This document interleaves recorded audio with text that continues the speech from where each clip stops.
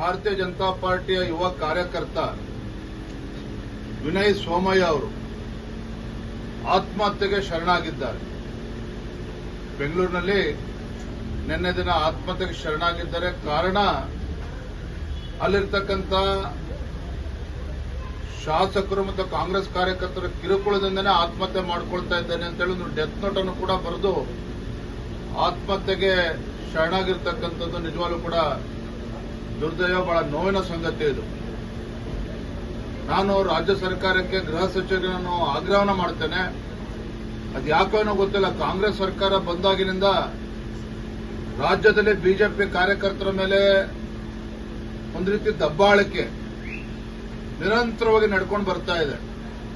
ಸಾಕಷ್ಟು ಕಾರ್ಯಕರ್ತರ ಮೇಲೆ ವಿನಾಕಾರಣ ಎಫ್ಐಆರ್ಗಳನ್ನು ರಿಜಿಸ್ಟರ್ ಮಾಡತಕ್ಕಂಥದ್ದು, ಅವರಿಗೆ ಕಿರುಕುಳ ಕೊಡ್ತಕ್ಕಂಥದ್ದು, ತೊಂದರೆ ಕೊಡ್ತಕ್ಕಂಥದ್ದು ನಿರಂತರ ನಡ್ಕೊಂಡು ಬಂದಿದೆ.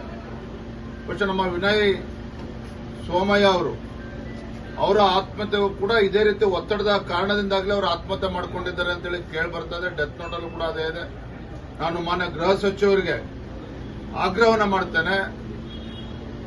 ಬಿಜೆಪಿ ಕಾರ್ಯಕರ್ತ ಅನ್ನೋದಕ್ಕಿಂತ ಹೆಚ್ಚಾಗಿ ಇದು ಮಾನವೀಯತೆ ದೃಷ್ಟಿಯಿಂದ ಮಾನ್ಯ ಗೃಹ ಸಚಿವರು ನೋಡಬೇಕಾಗ್ತದೆ.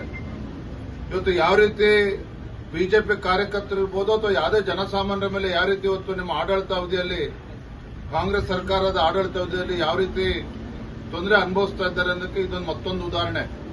ಮಾನ್ಯ ಗೃಹ ಸಚಿವರಿಗೆ ಮಾತ್ರ ನಾನು ಆಗ್ರಹ ಮಾಡ್ತೇನೆ, ಈ ವಿಚಾರವನ್ನು ಗಂಭೀರವಾಗಿ ತೆಗೆದುಕೊಂಡು ಇದರಿಂದ ಶಾಸಕರಿದ್ದಾರೋ ಮತ್ತೊಬ್ಬರಿದ್ದಾರೋ ಇವೆಲ್ಲವನ್ನೂ ಕೂಡ ಇದನ್ನ ಪರಿಶೀಲಿಸಿ ಕಠಿಣವಾಗಿರ್ತಕ್ಕಂಥ ಕ್ರಮನ ಕೈಗೊಳ್ಳಬೇಕು.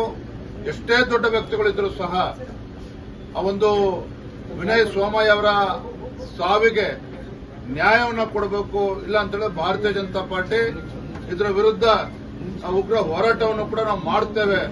ಹಾಗಾಗಿ ತತ್ಕ್ಷಣ ಎಚ್ಚೆತ್ತುಕೊಂಡು ಮಾನ್ಯ ಗೃಹ ಸಚಿವರು, ರಾಜ್ಯ ಸರ್ಕಾರ ಇದ್ರ ಬಗ್ಗೆ ತುರ್ತಾಗಿ ಕ್ರಮನ ಕೈಗೊಳ್ಳಬೇಕು, ಕಠಿಣವಾದ ಕ್ರಮನ ಕೈಗೊಳ್ಳಬೇಕು.